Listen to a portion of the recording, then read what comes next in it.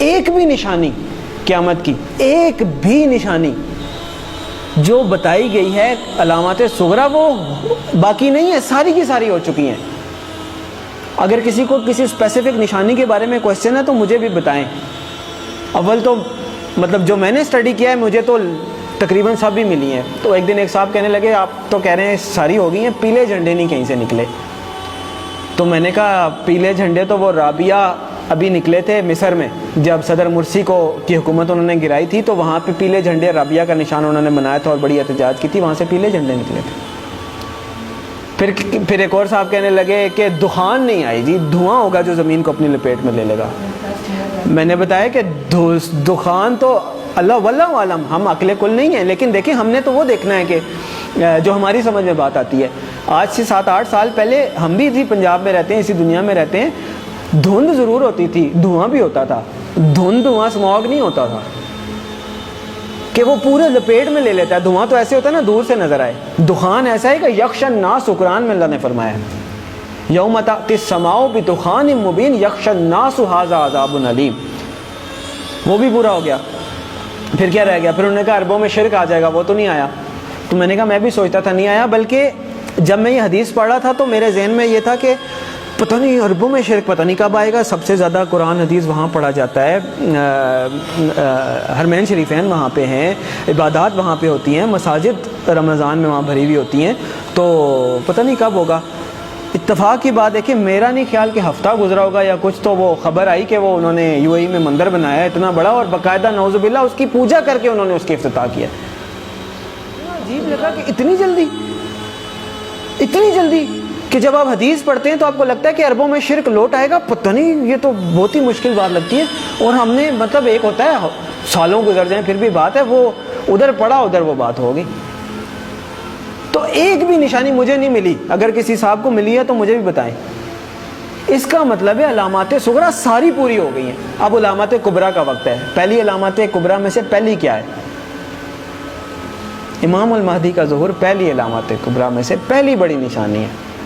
دوسری ہے دجال کا ظہور، تیسری ہے حضرت عیسیٰ علیہ السلام کا حضرت عیسیٰ علیہ السلام کا آسمان سے آنا واپس، چوتھی ہے یاجوج ماجوج۔ 4 یہ نشانیاں ہیں قیامت کی علامات کبریٰ۔ پھر 2 اور نشانیاں ہیں، سورج کا مغرب سے نکلنا اور دعوت الارض کا نکلنا۔ کیٹیگرائزیشن یہ حدیث میں نہیں ہے کہ 4 نشانیاں ہیں یا 5 ہیں، ویسے بتایا گیا ہے۔ اس کو پھر علماء نے اپنے حساب سے، جیسے میں نے پہلے آپ کو بتائیں دخان ہو گیا یا مختلف رابعہ ہو گئے، پہلی پیلے جھنڈے ہو گئے، یہ وہ ان کو علامات صغریٰ کہا گیا ہے، چھوٹی نشانیاں، اور یہ جو ابھی میں نے 4 آپ کو گنوائی ہیں نا علامات کبریٰ کے طور پہ کیٹیگرائز کیا گیا ہے۔ لیکن یہ جو باقی 2 ہیں میں ان کو علامات کبریٰ میں کیٹیگرائز نہیں کرتا، میری اپنی ایک کیٹیگرائزیشن ہے۔ کیوں؟ اس لیے کہ آپ صلی اللہ علیہ وسلم نے فرمایا کہ جب دعوت الارض نکل آئے یا سورج مغرب سے نکل آئے پھر کسی کی توبہ قبول نہیں ہے، جو ہے جیسے ہے ویسے ہے، کوئی نیک ہے نیک ہے، بد ہے بد ہے، کافر ہے مسلمان ہے مسلم، پھر کسی کی توبہ قبول نہیں ہے۔ اس کا مطلب یہ ہے کہ یہ جو 2 نشانی ہیں یہ قیامت قائم ہونے کے واقعات ہیں، وہ تو ایک قسم کی قائم ہو گئی نا قیامت۔ تو جو نشانی تو وہ ہے کہ آپ الرٹ ہے، نشانی ہے بھائی آنے والی ہے، تیار ہو جائیں۔ تو جب آ گئی تو پھر تو نہ توبہ ہے نہ کچھ ہے، پھر تو نشانی نہ ہوئی، پھر تو ہو ہی گئی۔ جب توبہ ہی نہیں قبول، اس کے بعد آپ کوئی چینج ہی نہیں، ایکسیپٹنس۔ تو اس لیے 4 نشانیاں قیامت قائم ہونے کی ہیں، اس وقت تک پھر بھی چانس ہوگا، ایون دجال کے آنے کے بعد بھی چانس ہوگا اگر کوئی توبہ کرتا ہے، اللہ توفیق دیتا ہے۔ حضرت عیسیٰ علیہ السلام دنیا میں آتے ہیں چانس ہے، یاجوج ماجوج آتے ہیں چانس ہے، لیکن اس کے بعد دعوت الارض نکل آیا یا سورج مغرب سے نکل آیا پھر ختم۔ تو علامات صغریٰ ساری پوری ہو گئی، علامات کبریٰ کا وقت، اور علامات کبریٰ میں سب سے پہلے امام المہدی کا ظہور ہے۔ اور میرے بھائیوں، میرے پاس مطلب وہ اذان دینے والی بات ہے کہ وہ مؤذن اذان دیتا ہے نا، وہ کبھی کئی 1-2 بندے آتے ہیں، کبھی کوئی بھی نہیں آتا۔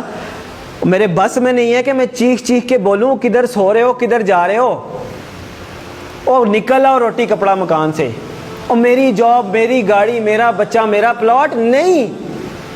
اور پتہ نہیں قیامت میں نے آپ لوگوں کو حدیث سنائی ہے، آنکھیں کھولیں، اور پتہ نہیں قیامت میں کتنے سال رہ گئے ہیں، شاید ہم پتہ نہیں اگلی جنریشن آئے بھی کہ نہ آئے۔ اور بعض لوگ کہتے ہیں پتہ نہیں پاگل ہے، سب کو ایسے لگتا تھا قیامت آنے والی ہے۔ نہیں، حدیث میں آپ صلی اللہ علیہ وسلم نے فرمایا کہ میں اللہ سے امید کرتا ہوں کہ میری امت کو آدھے دن کا وقت تو دے ہی دے گا اللہ تعالیٰ. تو صحابہ نے فرمایا آدھے دن سے کیا مراد ہے؟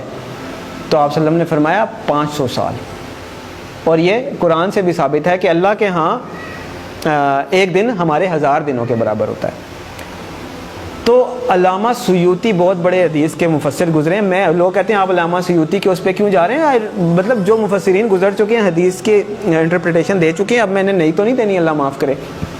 تو علامہ سیوطی رحمۃ اللہ علیہ نے اس کی انٹرپریٹیشن میں لکھا ہے کہ اس کا مطلب ہے کہ ایک دن کے بعد 1.5 دن, یعنی کہ پچھلی امتوں کو کسی کو 1 دن ملا, کسی کو آدھا دن ملا, کسی اس طرح, یعنی کسی کی عمر 1000 سال ہوئی, کسی کی 500 سال, مختلف.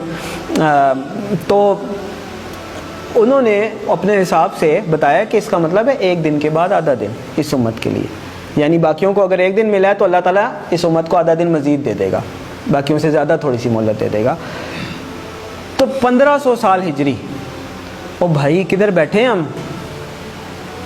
1443 ہی ہے نا. تو گنتی کا حساب لگا لیں, 60 سال پورے نہیں رہتے. میں نہیں کہہ رہا. تو اس کا مطلب یہ ہے کہ تھوڑا سا, میں یہ نہیں کہہ رہا کہ 60 سال میں ہی آ جائے گی, یعنی اللہ تعالیٰ نے اگر آدھے دن کی مہلت دینی ہے, اللہ کی مرضی, تھوڑا بہت آگے پیچھے بھی ہو سکتا ہے. لیکن سمجھنے کی بات ہے کہ ہم بالکل ایج پہ کھڑے ہیں, گرنے لگے ہیں نیچے, اور دیکھ پیچھے جا رہے ہیں, دیکھ پیچھے جا رہے ہیں. وہ کہتے ہیں نا کہ سامان 100 برس کا, پل کی خبر نہیں.